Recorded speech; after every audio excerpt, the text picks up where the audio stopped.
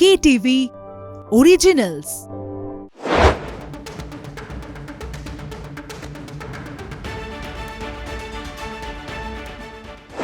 Stadium বুলেটিনে স্বাগত সবাইকে। জয় জ্যোতি রয়েছে আপনাদের সঙ্গে।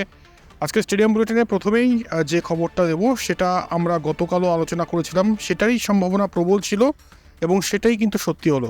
রোহিত শর্মা পার্থ টেস্টে খেলবেন না এবং তিনি বিসিসিআইয়ের সঙ্গে এর আগে কথা বলেছিলেন এবং পরিষ্কারভাবে জানানো হয়েছে তার তরফ থেকে যে তিনি আরও কিছুটা সময় চান, আর সেই জন্য এই সিদ্ধান্তে বিসিসিআই এসছে যে পার্থ টেস্টে তাকে রিলিভ দেওয়া হয়েছে এবং তিনি নেই পার্থ টেস্টে। আরও একবার জানাচ্ছি, রোহিত শর্মা পার্থ টেস্টে খেলবেন না, তিনি আরও কিছুটা সময় ফ্যামিলিকে দিতে চান এবং তার পরিবর্তে জসপ্রীত বুমরা, যিনি ভাইস ক্যাপ্টেন, তিনি অধিনায়কত্ব করবেন পার্থ টেস্টে।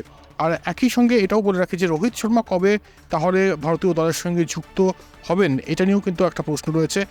সেটার যা খবর পাওয়া যাচ্ছে সূত্র মারফত, অ্যাডিলেডে যে পিঙ্ক বল টেস্ট রয়েছে 6ই ডিসেম্বর থেকে, সেই টেস্টের থেকে হয়তো রোহিত শর্মা স্কোয়াডে জয়েন করবেন অ্যাজ ক্যাপ্টেন। এখনও পর্যন্ত এটাই সূত্রের খবর, তবে পার্থে যে তিনি নেই সেটা কনফার্মড এবং তার পরিবর্তে হিসেবে জসপ্রীত বুমরা ক্যাপ্টেন্সি করবেন এবং দেবদত্ত পাড্ডিকালকে কিন্তু যুক্ত করে নেওয়া হয়েছে 18 জনের এই স্কোয়াডে, ভারতীয় স্কোয়াডে। এবার বিষয় হচ্ছে যে পার্থে যে টেস্ট ম্যাচ হতে চলেছে 22শে নভেম্বর থেকে, সেটা কিন্তু ইন্টারেস্টিং হতে চলেছে, কারণ ভারতীয় টিম স্কোয়াড কী হবে এটা নিয়ে কিন্তু যথেষ্ট রকমভাবে ধোঁয়াশা রয়েছে। প্রথম কথা হচ্ছে শুভমান গিল গতকাল প্র্যাকটিস করতে গিয়ে ম্যাচ সিমুলেশন, তিনি স্লিপে ক্যাচ ধরতে গিয়ে চোট পান, তিনি থাম ইঞ্জুরির জন্য পার্থ টেস্টে নেই। তার আগের দিন KL রাহুল প্রসিদ্ধ কৃষ্ণার বাউন্সে আহত হন, চোট পান। তবে ভালো খবর এটাই যে KL রাহুল ফিট রয়েছেন, আজকেও তিনি ম্যাচ প্র্যাকটিস করেছেন এবং তিনি খেলবেন প্রথম টেস্ট, এটা বলাই যায়। শুধু খেলবেন বললে ভুল হবে, তিনি হয়তো ওপেনও করবেন। যশস্বী জয়সওয়ালের সঙ্গে রোহিত শর্মার পরিবর্তন হিসেবে হয়তো KL রাহুল ওপেন করতে চলেছেন পার্থ টেস্টে। এবার আসা যাক 3 নম্বর পজিশন, যে পজিশনে ব্যাটিং করতেন একটা সময় রাহুল দ্রাবিড়, চেতেশ্বর পূজারা, এবং এই সিরিজের জন্য শুভমান গিলকে নেওয়া হয়েছে। শুভমান গিল ছিটকে যাওয়ার পর 3 নম্বর পজিশন নিয়ে কিন্তু যথেষ্ট রকমভাবে আলোচনা চলছে। এখনও বেশ কিছুদিন সময় রয়েছে, অনেক রকম ডেভেলপমেন্ট হতে পারে। তবে এই 3 নম্বর পজিশনে বেশ কয়েকটা নামও কিন্তু উঠে আসছে, কারা কারা খেলতে পারেন। অভিমন্যু ঈশ্বরের নাম উঠে আসছে ধ্রুব জুরেলের নামও। ধ্রুব জুরেল, যিনি অস্ট্রেলিয়া এর বিরুদ্ধে যথেষ্ট ভালো পারফর্ম করেছেন এবং এই যে ফাস্ট অ্যান্ড বাউন্সি উইকেট, সেখানে দুরন্ত ব্যাটিং করেছেন, টেম্পারমেন্ট দেখিয়েছেন, তাই তার কথাও ভাবা হচ্ছে। দেখা যাক কী ভাবছে এখানে থিঙ্ক ট্যাঙ্ক, শেষ কী ভাবছে এখানে গৌতম গম্ভীর। এটা অনেকটা এটাই অ্যাকচুয়ালি সিদ্ধান্ত আসবে যে গৌতম গম্ভীর কী ভাবতে চলেছেন না 3 নম্বর পজিশনে কাকে খেলানো উচিত। এই খবরটাও আসছে অস্ট্রেলিয়া থেকে যে নীতিশ কুমার রেড্ডি, যিনি T20 সিরিজ খেলেছেন এর আগে বাংলাদেশের বিরুদ্ধে, তিনি হয়তো রেড বল ক্রিকেটে ডেবিউ করতে পারেন। তার কারণ হচ্ছে যে নীতিশ কুমার রেড্ডি ব্যাটিংয়ের সঙ্গে সঙ্গে বোলিংটা করতে জানেন এবং ফাস্ট বোলিং অপশান একটা কিন্তু বেড়ে যাবে, তাই নীতিশ কুমার রেড্ডির নামও ভাবা হচ্ছে। আর টোটাল স্কোয়াড কী হবে আমরা অবশ্যই ম্যাচের আগের দিন সেটা নিয়ে পর্যালোচনা করব। তবে এখনও পর্যন্ত যে খবর সেটা আরেকবার জানিয়ে দিচ্ছি, রোহিত শর্মা পার্থে নেই, পার্থে তিনি খেলছেন না। জসপ্রীত বুমরা তিনি ক্যাপ্টেন্সি করবেন এবং দেবদত্ত পাড্ডিকালকে অবশ্যই স্কোয়াডে নেওয়া হয়েছে, তবে তিনি খেলবেন কিনা তা নিয়ে যথেষ্ট প্রশ্ন রয়েছে, সংশয় রয়েছে অবশ্যই। তবে পার্থ টেস্টের আগে অনেকটা যেন নড়বড়ে এই মুহূর্তে ভারতীয় স্কোয়াড, তার কারণ অবশ্যই রোহিত শর্মার অনুপস্থিতি এবং একই সঙ্গে শুভমান গিলের চোট পাওয়া।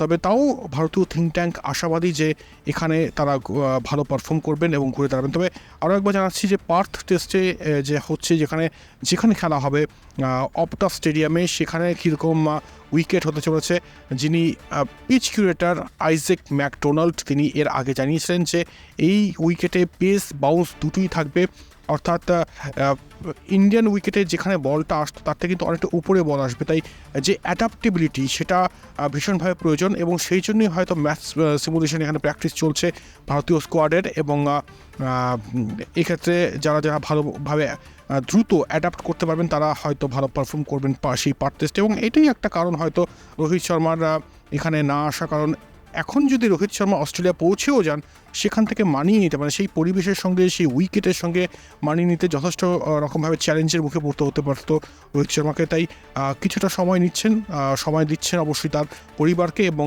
সম্ভবত পিঙ্ক বল টেস্ট অ্যাডিলেডে যেটা 6 ডিসেম্বর থেকে হতে চলেছে সেখানে তিনি কামব্যাক করবেন।